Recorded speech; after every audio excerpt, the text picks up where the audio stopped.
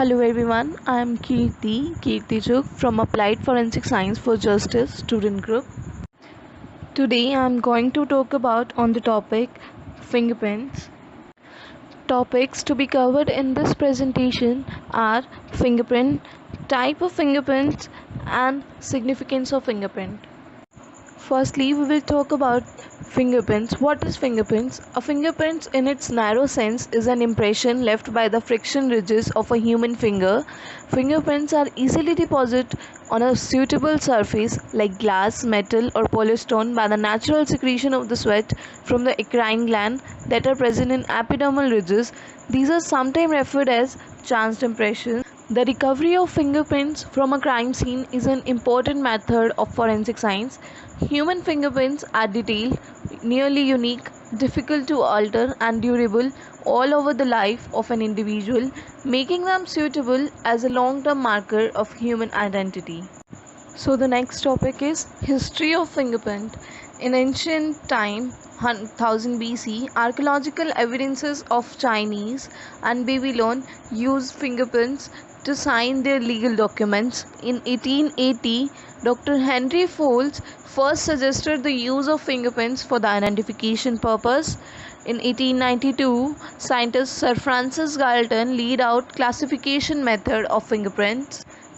Sir Francis Galton estimated the probability of two persons having the same fingerprint and studied the heritability and racial differences in fingerprints. He wrote about the technique and identify common pattern in fingerprints and devised a classification system that survive to this day.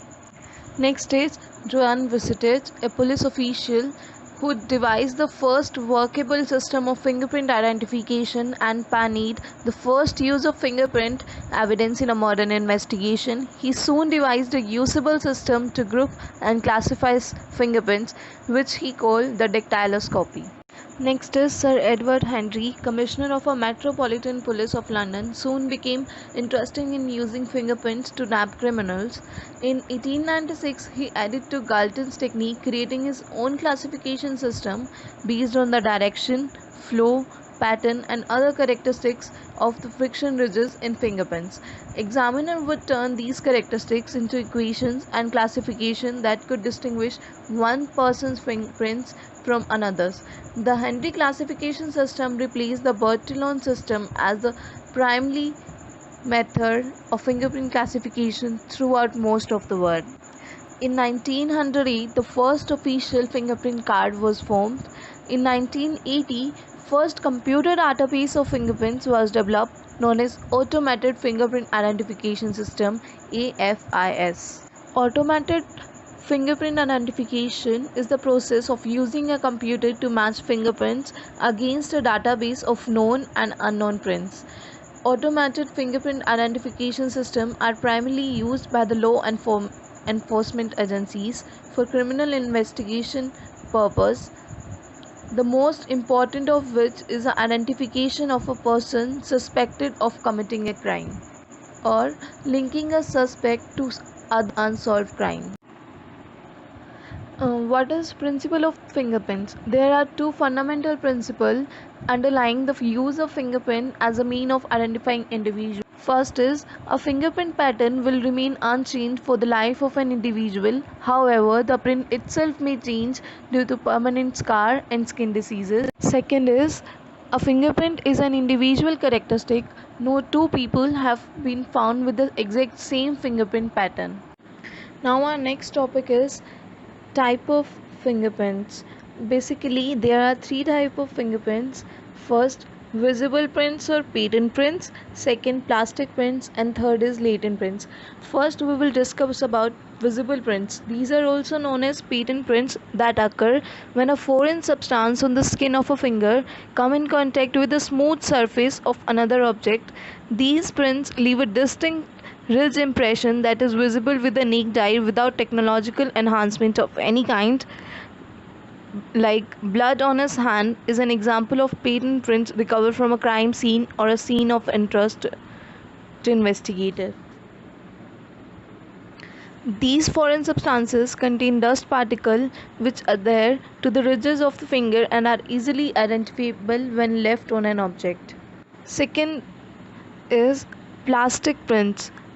These are visible impressed prints that occur when a finger touches a soft, malleable surface, resulting in an indentation. Some surfaces that may contain this type of prints are those that are freshly painted or coated, or those contain wax, gum, blood, or any other substance that will soften when hand held and then retain the finger ridge impression. These prints require no enhancement in order to view, but they are impressed onto an object and are easily observable. Third are latent prints. Latent prints are fingerprints impressions secreted in a surface or an object and are usually invisible to the naked eyes. These prints are the result of perspiration, which is derived from the sweat pores found in the ridges of a finger. When finger touches other body parts, moisture, oil and grease adhere to the ridges, so that when the finger touches an object such as lamp, a film of these substances may be transferred to that object. The impression left on the object leaves a distinct outline of the ridges of that finger.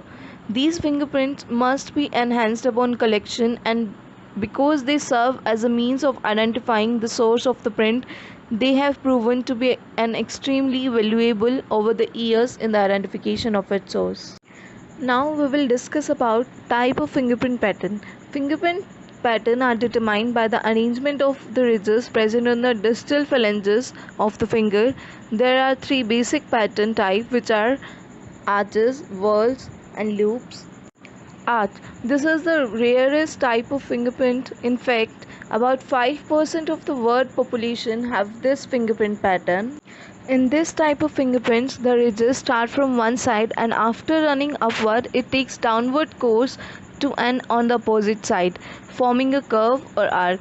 When the ridge makes a wave-like curve, the pattern is known as plane arc, whereas when there is formation of acute angle at the curving point, the pattern is known as tented arc. Second pattern is whorl. This fingerprint pattern make up about 25 to 35% of the total population. Unlike arc pattern, a whorl have a core and two deltas. In this pattern, there are four subcategories. First is plane whorl. A plane whorl will make a circular pattern which represents a spiral or swirl. This circular pattern is unbreakable, and this revolution formed at the center is a result of at least a single ridge. Second is central pocket whorl. The central ridges in this pattern will curve more than once in order to form a smaller inner whorl. Third is double loop. In this, there are two separate loop formation. In each of these formation, there are entirely different set of deltas. Fourth is accidental whorl. In this, the composition of the pattern is derived from two distinct type of patterns with at least two deltas. Third is loop. This is the most popular fingerprint pattern. Indeed, with 60 to 70% of the total population have this pattern. In the loop pattern, there must be at least a single core and delta. In this type, ridges start from one side, run in parallel lines, and then curve backward to terminate in the same side. Loop pattern is further divided into two types. First, radial loop. Second, ulnar loop. So, radial loop. These loops are named after a bone in our forearm known as radius. The flow of these loops run in the direction of the radius bone, that is, from the little finger towards the thumb of the hand. Second, ulnar loop. These are named after a bone in our forearm that is known as ulna, and the flow of the pattern run from the thumb towards the little finger of the hand. Fourth pattern is composite. In composite, there are patterns found in fingerprints are the combination of arc, loop and whorl. Composite pattern is further divided into four types: central pocket loop, twin loop, lateral pocket loop and accidental loop. First, central pocket loop. These loops recurve a second time, forming a pocket within the loop. In the twin loop pattern, the recurving ridges present two loop formations which are separate and apart. There are 2 points of delta, and the flow for the delta originate from the same side of the pattern. Third, lateral pocket loop. Lateral pocket loop is similar to the twin loop except that the ridges bend sharply down on one side before recurving and form a pocket. Fourth, accidental loop. These loops are the combination of any two type of pattern except plane arc because plane arc itself has no pattern. This slide shows the fingerprint pattern, how the ridges flows and make a unique pattern.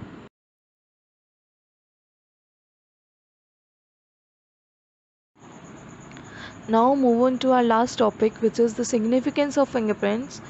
First, fingerprints provide biometric security by controlling access to areas and aid in the investigation of those with amnesia or those that have died whose identity is unknown.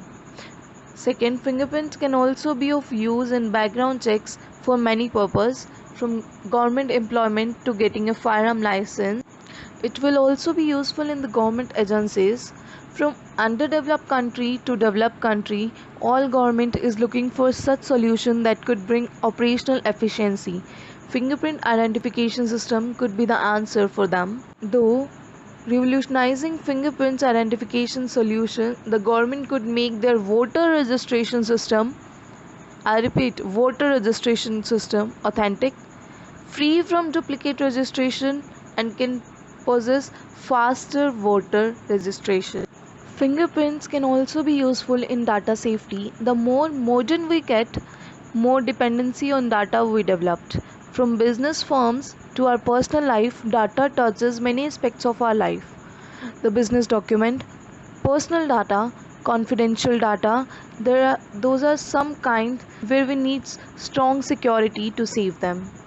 We have seen the Facebook data breach of 50 million users, Fitmix data breach of 113.5 million users. So we saw how impactful these data breaches were, which affect millions of users' life. All this could happen due to low security system and flowing old age pin and password method. These incidents were giving us a clue that it's a time to leave these old age method. Now we need to adopt the most secured one, fingerprint identification based security system. Fingerprints identification system provide unbreachable data security, and we can keep our data from an unwanted data breach. Third, law enforcement investigators, analysts, and forensic scientists use fingerprints to identify potential suspects, victims, and witnesses to aid in finding evidence for criminal investigation. Fourth is, fingerprints are the first step of identification in the absence of DNA to verify the identity of an offender, his past arrest and convictions, which is known as associates, and other information which is useful for the investigation. These record help in court cases and in deciding the criminal sentencing.